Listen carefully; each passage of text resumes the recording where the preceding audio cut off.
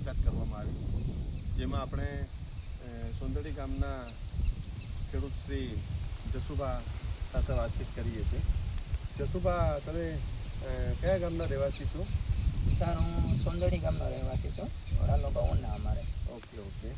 અને તમે આ ખેતરના અંદર જે પ્રાકૃતિક ખેતી અપનાવેલી છે, કેટલા વર્ષથી અપનાવેલી છે? સર, આમ તો મારે 3 વર્ષ પૂરા થઈ ગયા છે. 4થા વર્ષમાં મેં પ્રવેશ કર્યો છે. ઓકે. અને 3 વર્ષના અંદર તમે 1 પણ ગ્રામ યુરિયા, ડીએપી, કોઈ પણ રાસાયણિક દવા એનું વપરાશ કરેલું નથી? નહીં સર, 100% હું પ્રાકૃતિક ખેતી કરું છું. જંતુનાશક દવા કે રાસાયણિક ખાતરનો મેં કોઈ ઉપયોગ કરેલો નથી. બરાબર. તો તમે કયા પાક વાવો છો અહીંયા? હાલમાં હું સર કપાસ વાવું છું, પછી શાકભાજી કરું છું, પછી મિશ્ર પાક પદ્ધતિમાં આપણે અડદ છે, મગ છે, મકાઈ છે, તુવેર છે, હળદરનું વાવેતર કરેલું છે. સાથે સાથે આપણે આ જે વૃક્ષો જે એમાં છે, જમરૂખડી છે, નાળિયેરી છે, બોરડી છે, પછી લીલી શાહ છે, પછી આવી રીતનું આપણે અલગ અલગ પ્રકારના પાક કરેલા છે. તો એમાં તમે જે ખાતર જે આપવાનું થાય છે એના ભાગરૂપે તમે ખાતરની જગ્યા શું જમીનમાં વાપરો છો? આમ તો શરૂઆતમાં સાહેબ છે ને, મેં જ્યારે આપણે વાવેતરનો સમય હોય ત્યારે હું ધાન જીવામૃત બનાવીને આપું છું. પછી ત્યાર પછી હું દર 15 દિવસે જીવામૃત બનાવીને આપું છું. ઓકે.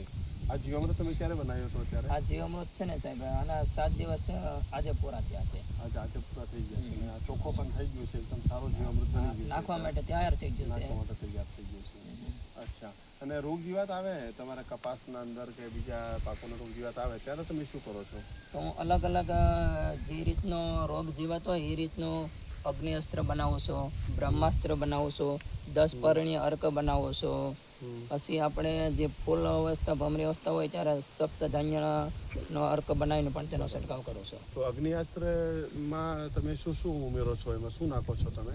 અગ્નિ અસ્ત્રમાં સાહેબ છે ને, હું લસણ લઉં છું, પછી લીલી મરચી તીખી હોય એ લઉં છું, પછી તમાકુ નાખું છું, પછી આપણે ગૌમૂત્ર હોય છે તે 20 લીટર લઈ ને લીમડાના 5 કિલો પાન લઈને તેની મિક્સ કરીને તેનો પાવડર સોળીને એ પણ એવી રીતનું નાખી ને તેને ઉકાળું છું. અને 2 થી 3, 4, 5 વખત ઉકાળ આવી જાય પછી એને ઠંડુ પડવા દઉં છું.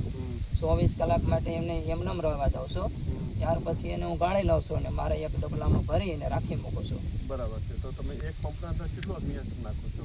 આમ તો 200 થી 150 થી 200 ml જ નાખો છો. એક પંપના અંદર.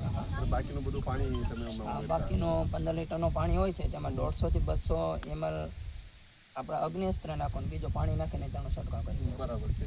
એનાથી તમને રિઝલ્ટ દેખાય છે કે જે જીવાતો હોય છે મરી ગઈ છે હોય છે કે એવું દેખાય છે તમને? એટલે જીવાતો પ્રાકૃતિક ખેતીમાં સાહેબ આપણે મારવા માટે નથી બનાવતા, પણ તેને નુકસાન કરતી કે તે ભૂખી મરી જાય અથવા તો આપણા પાક પર આવે જ નહીં. કે આવે તો તેને આડઅસર થાય એટલે એ રહે જ નહીં. બરાબર છે. તો તમને એવું કંઈક થયું છે 3 વર્ષમાં તમારા ઉત્પાદનમાં કંઈ ઘટાડો થયો એવું તમને લાગે છે કે આ રાસાયણિક ખેતી કરવાથી આપણા ઉત્પાદનમાં ઘટાડો થાય છે, પ્રાકૃતિક ખેતી કરવાથી તમને ઘટાડો જોવા મળે છે?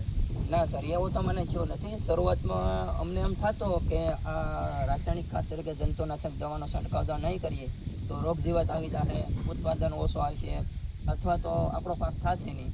આવી રીતનો થયો નહોતો. હું શરૂઆતથી જ મેં એવું રીતનું ઘન જીવામૃત વધારે બનાવીને આપેલું હતો. શરૂઆતમાંથી જ મેં જીવામૃત વધારે બનાવીને આપતો હતો, એટલે ઉત્પાદનમાં કોઈ ઘટાડો થયો હોય એવું મને લાગતું નથી. બરાબર છે. ખૂબ સરસ. તમારા જોડે વાતો કરીને આજે મજા આવી છે.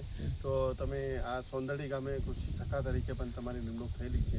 તો તમે અત્યાર સુધી કેટલા ખેડૂતોને પ્રાકૃતિક ખેતી સાથે પ્રાકૃતિક ખેતી કરવા માટે તૈયાર કરી દીધેલ છે? સર, હું આ સોંદડી ગામમાં કૃષિ સખા તરીકે નિમણૂક થયેલો છું. તો અમે સોંદડી ગામમાં હાલમાં 10 થી 15 ખેડૂતો તો ઓલરેડી પ્રાકૃતિક ખેતી કરતા થયા જ છે, પણ વધારેમાં વધારે મેં ખેડૂતોને જોડવા માટે મેં આમ તો આખું ગામ મેં આવરી લીધું છે ને વધારેમાં વધારે ખેડૂતો પ્રાકૃતિક ખેતી તરફ વળે તેની માહિતી હું ઘરે ઘરે પહોંચાડી રહ્યો છું. અને ખેતી કરતા આજની વાત કરું તો 60 થી 70 ખેડૂતે મને એવું કીધું કે અમે અડધા વીઘામાં પ્રાકૃતિક ખેતી કરીશું. ખૂબ સરસ. તમે બહુ સારી કામગીરી કરી રહ્યા છો. તમારો ખૂબ આભાર.